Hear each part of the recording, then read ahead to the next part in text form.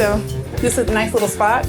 I like this. Yeah, Perfect. thank you. All right. Well, thanks, Joseph, for meeting with me on a Friday. And today is y'all's, what happens on Friday? We have Feel Good Friday. Feel Good Friday. Tell me about that. So Feel Good Friday is the last group we do every week. When people are entering early recovery, the weekends can be a challenge because they see people partying, everything's going on. So we like to end our week with this upbeat concert, basically. A lot of covers, sing along, get them in a positive space. Yes. Help them remember that you can be fun and have fun and be sober. Absolutely. As we head into the weekend. That's nice. So I'll back up and just have you kind of tell me a little bit about Recovery Unplugged. I've seen it. I've been in Austin for about 3 years, and I've seen Recovery Unplugged and heard about it, and I wanted to know more behind what it all entails. I know that it's substance abuse treatment, and I believe that there's regular, substance abuse therapy going on, but there's also some other musical components that are added. Yeah. So basically what we've done is we've taken all the traditional substance abuse stuff, right? So talk therapy and the 12 steps and different recovery programs. And we've incorporated all the theories behind music therapy into that to create like this completely unique, more powerful, in my opinion, thing. So one of the ways we'll do it is, in an individual session with a therapist, right? Maybe we're talking about a past experience, a traumatic experience, or, a relationship with a family member, right? And what we typically do is, we start off at the surface and we're talking about those details, and then eventually throughout the course of the session, the clinician will get them to kind of go deeper to the feelings, right? Yeah. What we found is the music gets you from the head to the heart much faster. Absolutely. Because we've all had that experience of you hear a song and you remember people that you hadn't thought about in years, and all of a sudden you're in your first car when you're 16. And it gets you into the feelings around those things. So because of that tie that music has, we can incorporate into all kinds of really cool, unique things here in the facility to make treatment more effective. No, that's awesome.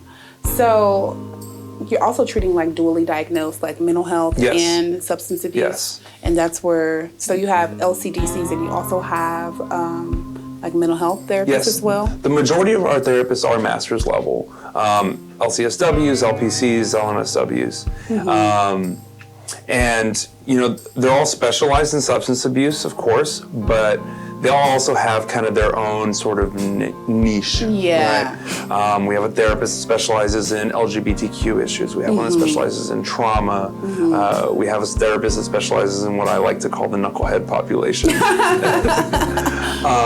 And they all, we train them to use music the way that we use it here to work with those clients. And so particularly with the mental health piece, 80% of our clients meet some sort of mental health diagnosis outside of just substance abuse. Right. So a lot of the times with them, we're teaching them about using music for emotional regulation, right? If a client is chronic, depression is part of their background, right? We might help them build a happy playlist, that's not just happy songs, right? But songs that have a deeper emotional reason for being happy for that person. Yeah. So it's like a specialized approach. So you help them kind of like figure out what those songs are and what that means to them. I am the Vice President of Business Development. So basically what that means is I oversee all our local efforts to outreach to the community. Okay. So that means connecting with therapists, connecting with the court system, the legal system, medical doctors, just kind of being the You're public like the liaison, face. kind of like in the outside world into Recovery Unplugged. Absolutely. And I get to be the first phone call for a lot of families. So I get to talk to a lot of families that are in crisis and talk to them and coach them through things. And sometimes it's the mom or the dad calling me, the husband, the wife, and sometimes it's the client themselves.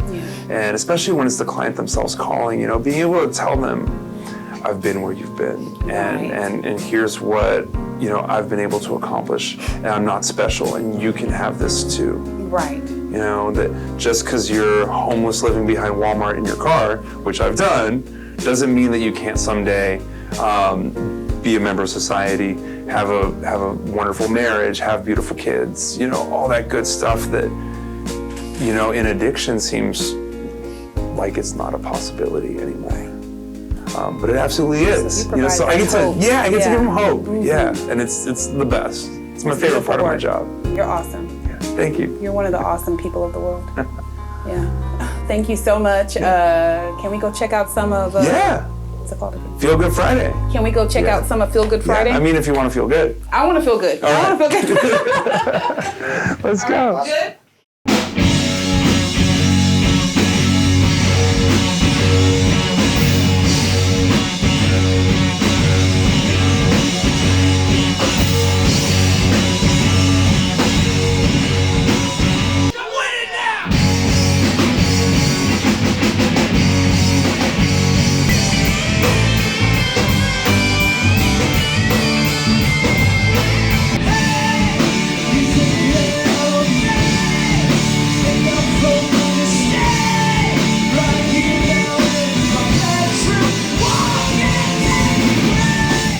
Everyone up on the stage, we all met here in treatment 2.5, 3 years ago, somewhere around there.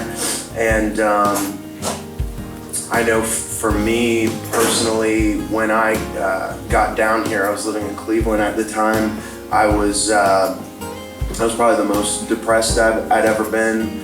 It was probably the first time in my life I'd started encountering suicidal ideation, just incredible depression.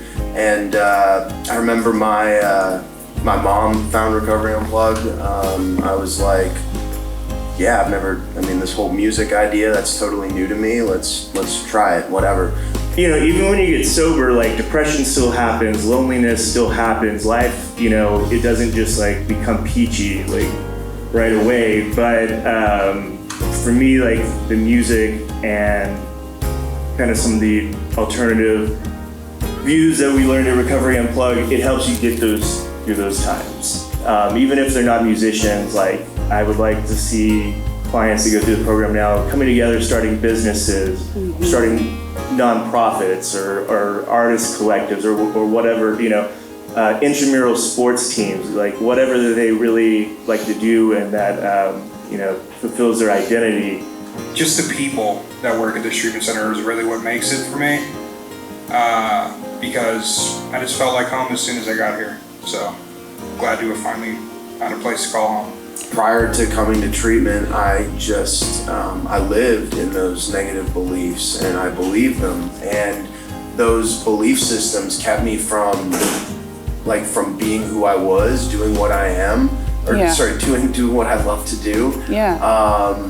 You're talking about like identity. Like I just had no sense of my own identity because all these beliefs were telling me. You can feel it. I needed to be something for everybody else. Yeah. And so again, I come back to, and this is why I think community, having a community around you, at least for me, is the most crucial thing. I've been in and out of treatment for 7 years, and I'm from the north, and so musically you can't really organically grow. Yeah. So an opportunity with a friend that said, hey, do you want to come to Austin? I was like, yeah.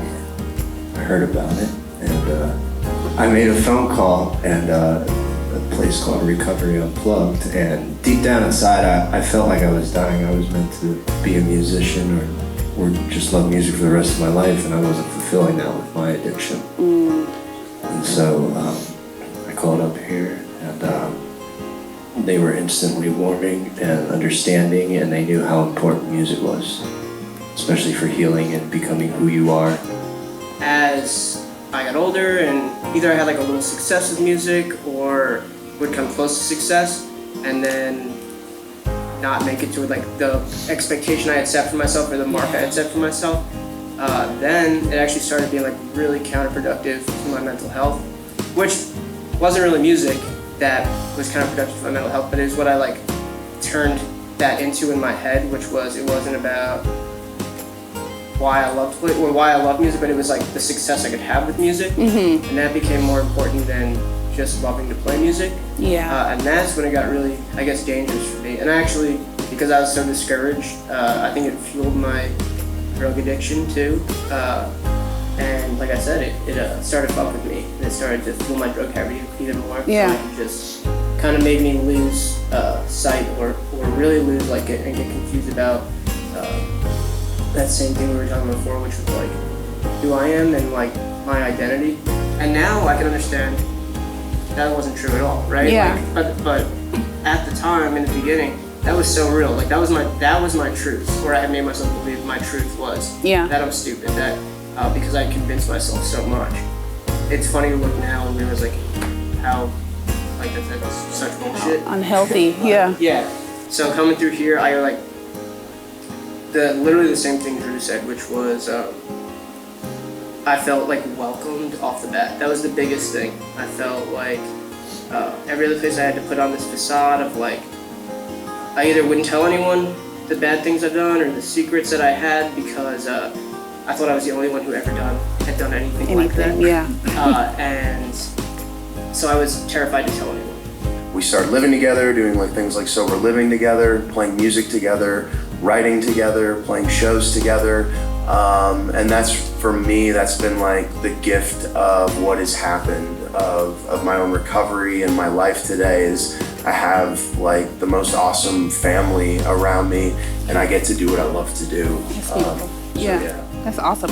So I'm gonna get out of the way and I just want y'all to like,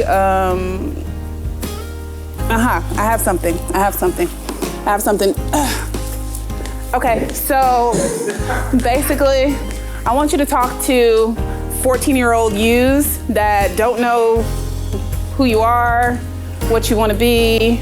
You don't really fit into like the traditional format of, you know, how people live out their lives and get married and get a house in the suburbs and, you know, have 5 kids and, you know, you're really into music, but you don't really have the confidence. You're dealing with some anxiety, a little bit of depression, and you really don't know how to deal with any of it. You just feel confused and lost. Talk to that kid. You are more loved than you think. No matter what you say in your head or what you believe, there are people that care about you. There are others in this life that are inspired by you. There are others in this world that need your help. You are an important person. You need to keep pushing forward no matter what.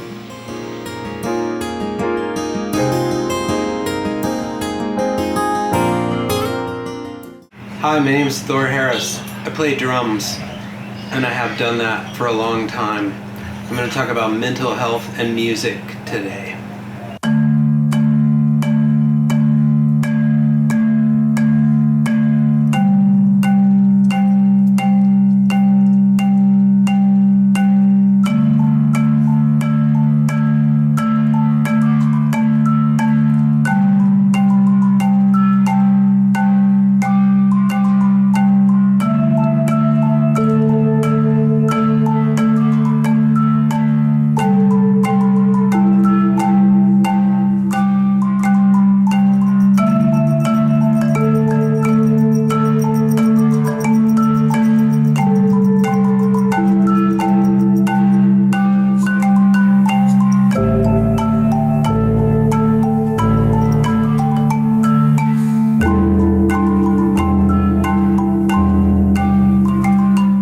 Hi, my name is Thor Harris. I'm going to tell Tina a little bit of my story about what I've done musically and about my first nervous breakdown, which happened when I was 27. So I was living in San Francisco, and this is a little graphic novel that I wrote about it. And that's how... Ocean of Despair. That's how I ended up doing that episode for the Mental Health Channel. They got a hold of that little graphic novel. And they made a little movie that's about 7 minutes about just me talking about mostly my onset episode of clinical depression. I mean, if you have clinical depression, you sort of have signs of it through your childhood and your whole life, right? But I didn't have it bad enough that I had to, you know, I didn't see a shrink until I was about 27. So my dad died when I was 10, started playing music that year too. And I studied in school and studied through college. I dropped out of college after 3 years, but I had studied piano and percussion and music theory. So you got into music right after your father passed away? I did. I mean, I was already into music, as in I loved music, but that was the year I could start playing drums in school band.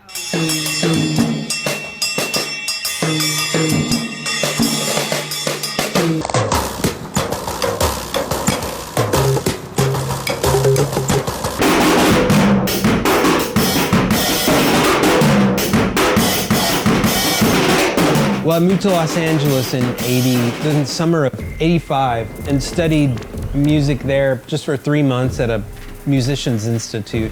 And then I moved here to finish art school. But then I met all the freaks in town and just started, I was like, man, finally my tribe, all these like drug-addled writers and musicians. Then I started a band called Stick People, and we were like, back then, that was right around the time that punk and funk sort of crashed into each other. Bands like Fishbone and the Red Hot Chili Peppers were just like like 4 guys touring in a van, playing punk shows, and that was like punk funk. And we got a lot of industry attention, but people didn't really exactly know how to market it. It was a real genre. Yeah, it was just the genres were pretty. They weren't as fluid as they are now. They weren't, and the thing about the music world then, there used to be a really dim-witted music industry. Now it's just the Wild West. Yeah. There's 10 billion record labels. You can start your own if none of them give you any attention. You can put your stuff out yourself. It's kind of a freer world now, but back then, either you were going to get on one of the few burgeoning independent labels. That was a new thing in the late 80s.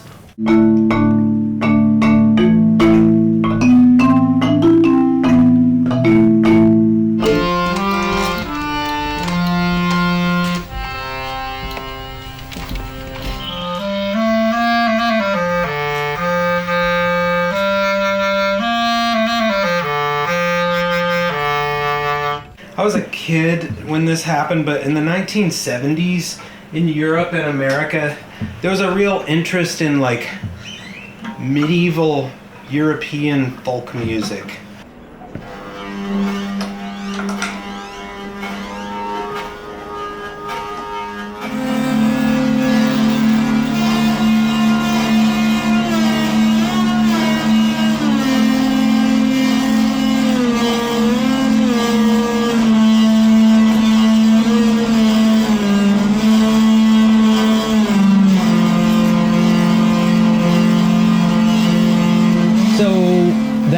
Fell apart.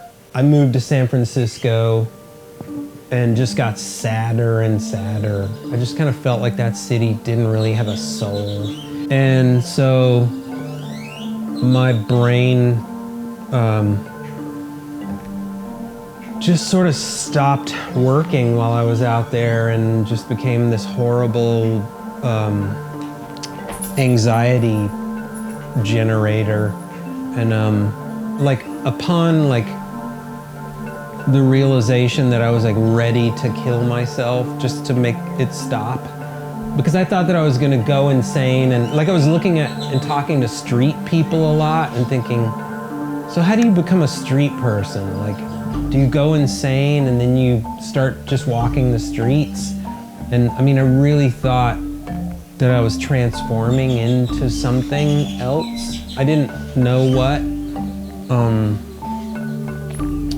So I called my sister, and I knew that she had been treated for depression, but I didn't know what depression was. I thought it was just being bummed out. So I came back to East Texas from San Francisco. That was culture shock. So my sister was married to a Methodist minister, and I lived in the parsonage with my sister and her 2 little kids, and I didn't play music at all, and went to the shrink and took my meds and I slowly did start to feel a little more human.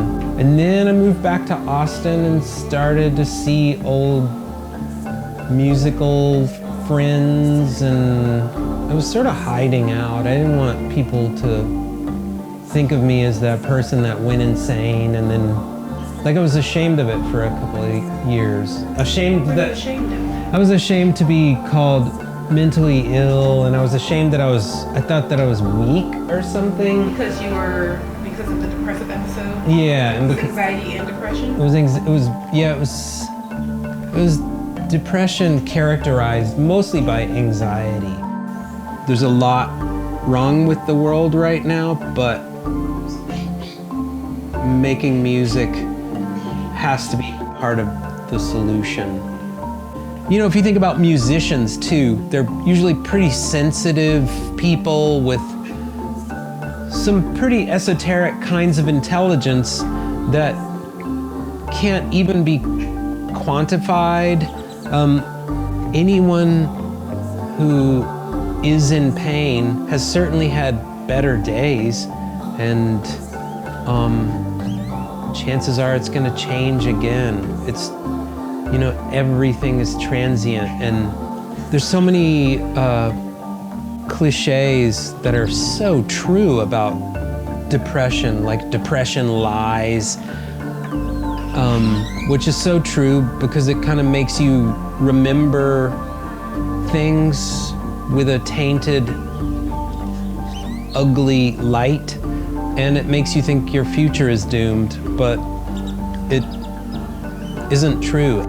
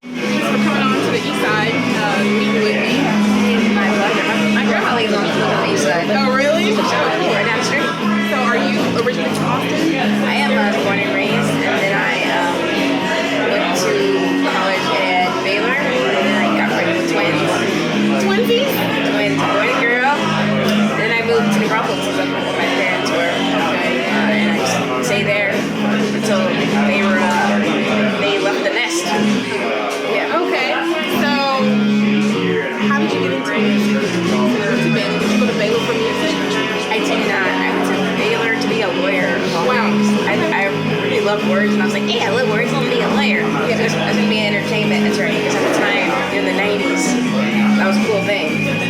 And they've become like dinosaurs now, but my mom and sister are lawyers. Are they entertainment attorneys?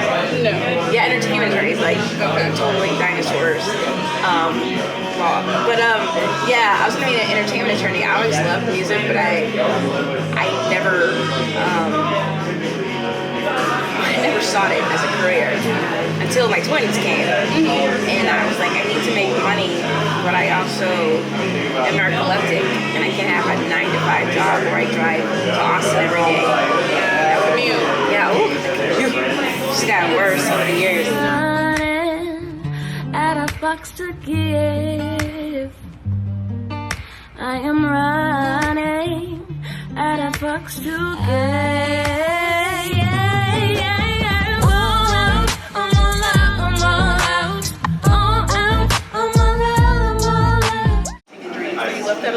Yes. Stuck more towards performing? Yes, I did. That's where you feel more comfortable. It is. I love performing. I love that energy and being on stage and having all these attention.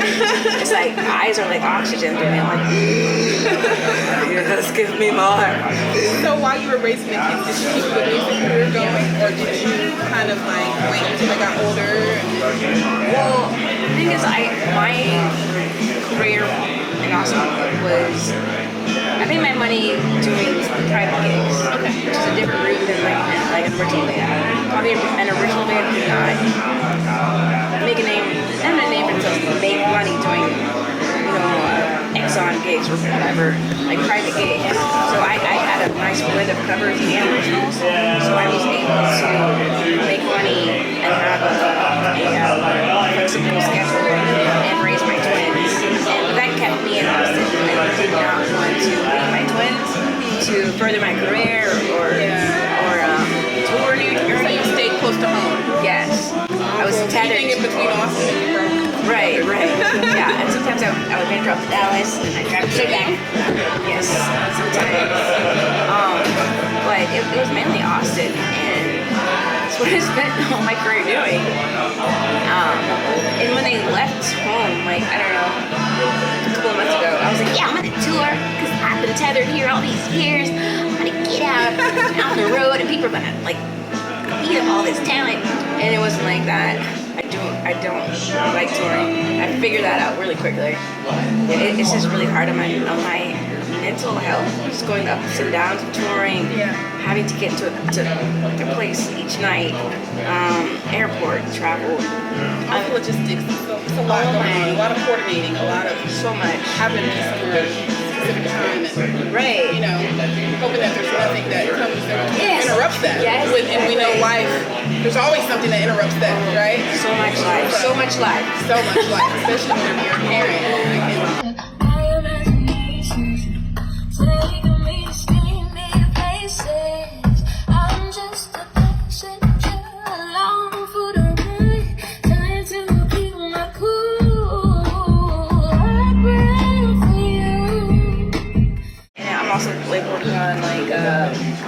Writing more because that's one of my weaknesses is finishing a song and collaborating with people because I just have all this fear inside of me that a failure, like what if I don't like you, what if I don't like what we're doing together. Anxiety. What do you do to like cope with your anxiety? What you're doing is like you're kind of saying I'm not gonna be doing the public shows that I gotta like get people interested in, promote, sell tickets for, and then also be ready to go. Like camera action. So that's part of your so that's part of your technique of, not putting so much on yourself so your anxiety levels go down. Totally, yeah. I mean, it's funny because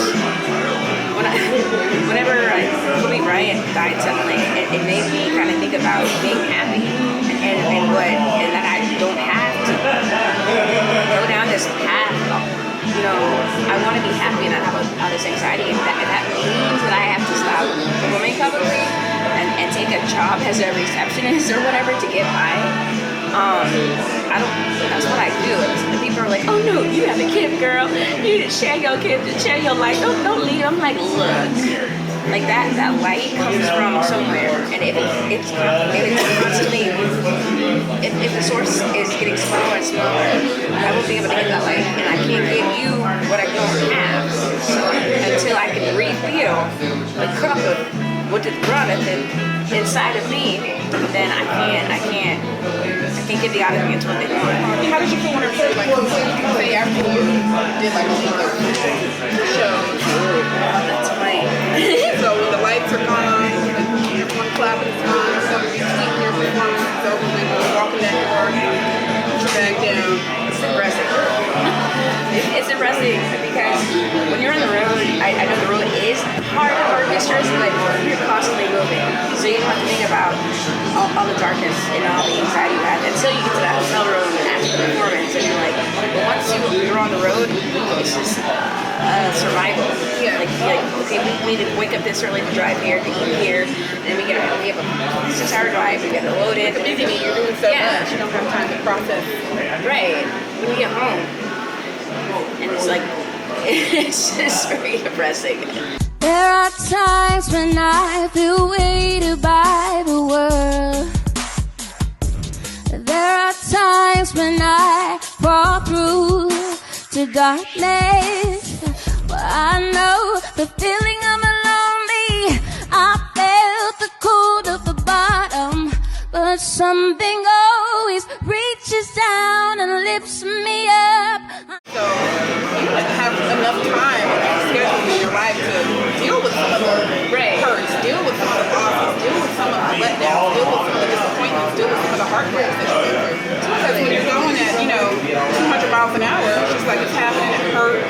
process it, gotta go. And before you know it, you don't even recognize who you are. Yes, exactly. Who am I? Who is this lady? What's going on with her? Very Hurt? Is she sad? Is she happy? Yeah, and then the twins being their mother, like a single mother, I didn't have time to work on myself. I was I lived with them. Yeah, and now when they left, I had a complete breakdown. Oh, like all this like An identity crisis. Like, what now? Right. I mean, the singer or I'm the mother. I'm not anything else, and that's what I have to find who I am. Because I know I'm more than that. Okay, I'm more than the singer or the man. You know, more than You're gonna date yourself this year. So to speak. You're gonna date yourself like that. Sit down and have some dinner with yourself. Some you know, maybe write letters to yourself, love letters, journaling and all of that, right? Yeah, that would be very helpful. And it would probably help you write. Yes. You know why you haven't been able to write? It's because you've been so busy. You don't have to process all this stuff. I mean, you know, a lot of songs come out of just journaling. That's right, start this. Whenever I'm feeling lost or dark or hopeless, I always remember that the sun rises every day. And if I can get through the dark times that I am experiencing, I'll be better for it the next day.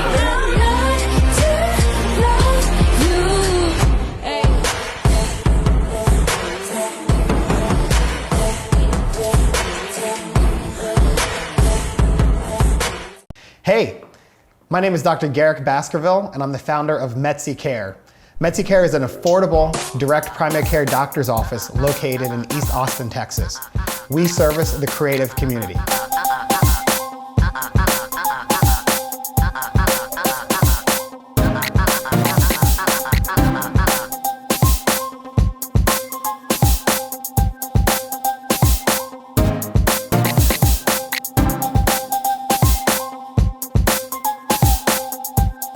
So for you to be on the east side, where things are just becoming so expensive, to know that there's access to medical care in the heart of Austin, you know, on the east side, that's like really awesome. So can you tell me some more about Metsi Care, why you decided to have your establishment on the east side, and you know, what that all is about? Yeah, thanks for the question.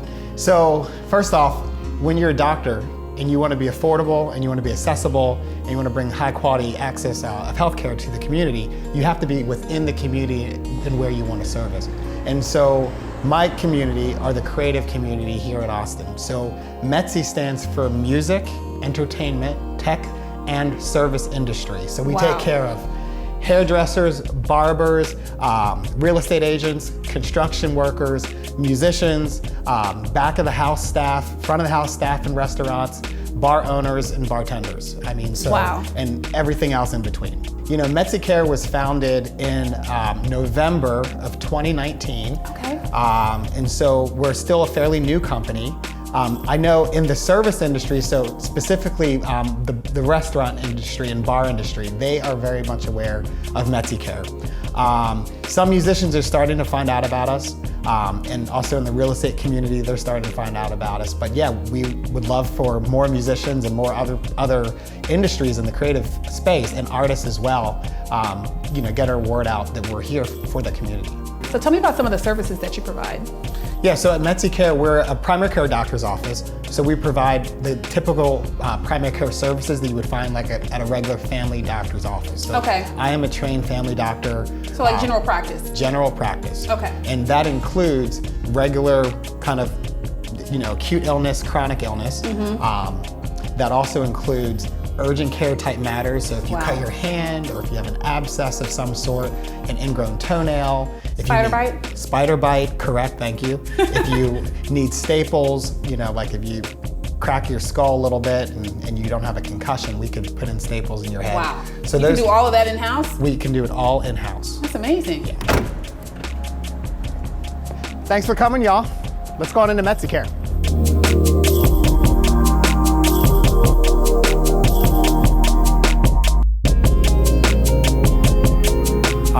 When I wrote my business plan out for like what inspired me and why I'm doing this. 4 of the 5 artists in here were in my business plan. And then a year later, I actually found an artist. I went actually to an art show of an artist here in town by the name of Rebecca Fitzpatrick. Okay. She's an amazing artist, and I went to her art show and I saw this painting on her wall and I was like, oh my God, this is telling the story of why I'm gonna launch Metsicare. If these artists and musicians were still alive today, they would pay the same low rate that every other patient pays. Because one thing that I saw as far as, especially, the more affluent artists, they get taken advantage of. Yeah. They're given whatever medicine that the doctor feels that will keep them happy and keep them getting paid. And one thing with me and Metsicare and the brand, we won't do that. This was a row home in Philadelphia. Okay. But the reason I wanted to show you this is growing up with a dad who was a designer and who built plans. He was a draftsman, one of the original kind of drafts people. But I knew that I wanted to design Metsicare. Well, I wanted a nice design, but I didn't have the money to actually hire an architect. So I walked in this space. This was a blank space. There was no walls in here other than the 4 on the exterior. Wow. And I went like this to my dad and I said, how would you design this? I literally did that here. And he came up with this beautiful office through me. But I definitely believe that, you can channel some energy, from ancestors and people that have gone on before you. And I asked him how he would design it. And the way that this was designed, I mean, the light that comes in here, the views from the street, the windows that we have in here, that you can see the artwork in here, it's just beautiful, but I don't take the credit for it. So, do you also cover like mental health services, psychiatric services? If someone says, hey doc, Dr. Garrick, I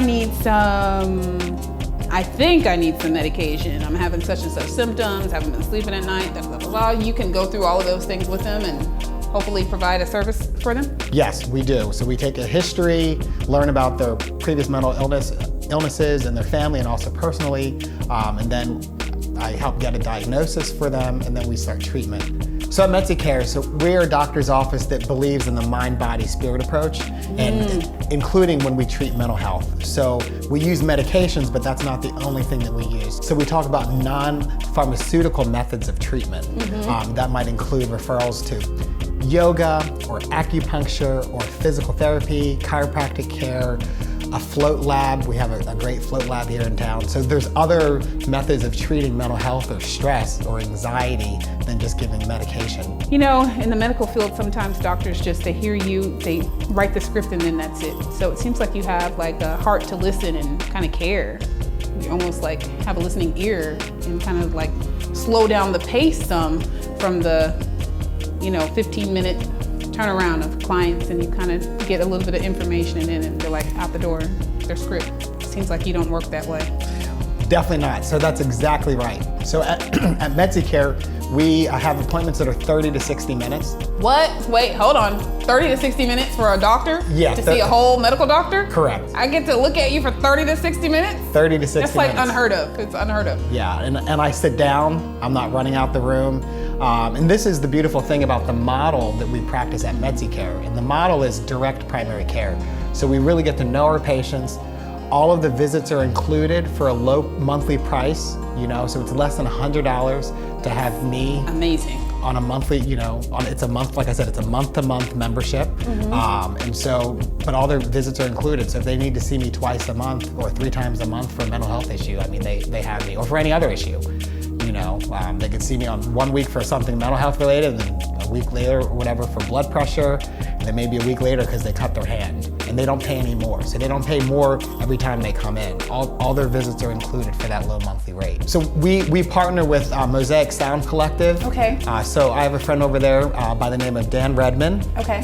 So we work with him, and him and I both are doing membership kind of platforms, and when we both have the goal to provide the best service for our members at the lowest price that we can do. So he's one of my partners. Of course, there's other nonprofit organizations here in Austin that we support.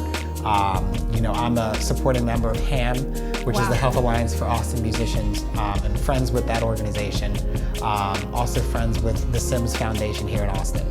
That's amazing. You're doing amazing work, and we're thankful that you're part of the community, and we're so happy that you're part of this Music and Mental Health Project. Thank you.